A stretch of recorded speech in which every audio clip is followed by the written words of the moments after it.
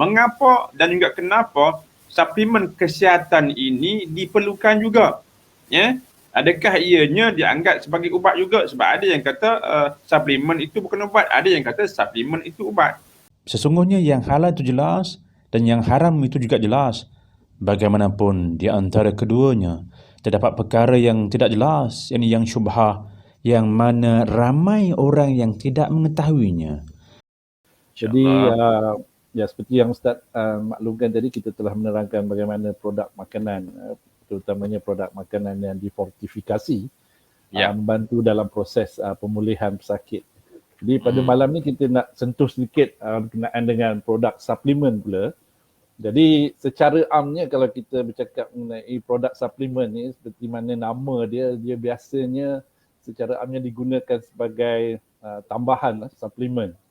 Tetapi kalau dalam keadaan tertentu, produk-produk suplemen ini juga akan kita anggap sebagai ubat bagi kategori-kategori pesakit tertentu dalam menangani penyakit-penyakit yang tertentu.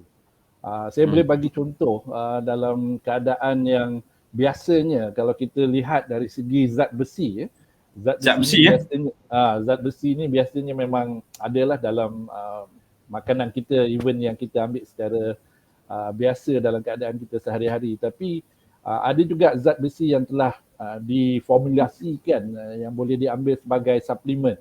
Ini bagi populasi secara amnya memang kita ambil sebagai suplemen lah. Tapi kalau kita tengok bagi wanita mengandung, contoh dia, dia kita bagi bukan sahaja sebagai suplemen, tapi kalau wanita yang mengandung ini dia mengalami kekurangan zat besi, maka dalam keadaan ini produk yang mengandungi zat besi ini kita akan katakan sebagai ubat lah, sebab dia boleh merawat kekurangan zat besi dalam wanita-wanita mengandung di luar sana.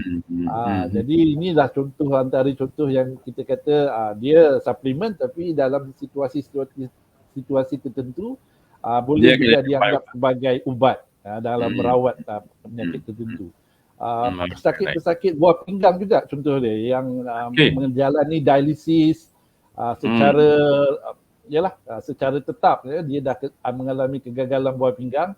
Jadi sebabkan kegagalan buah pinggang dia ni, dia pun boleh mengalami masalah kekurangan zat besi ni.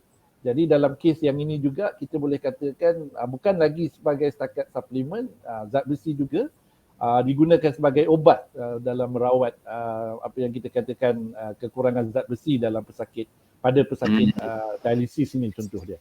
Ada lagi beberapa keadaan penyakit tertentu melibatkan lain-lain vitamin dan mineral. Jadi saya rasa banyaklah kalau nak cerita, tapi ya, dalam secara amnya memang suplemen ni kita bagi biasanya sebagai suplemen, tapi dalam keadaan tertentu, penyakit tertentu pada segmen pesakit-pesakit yang tertentu, dia boleh dianggap sebagai ubat juga. Itu secara ringkas lah Ustaz.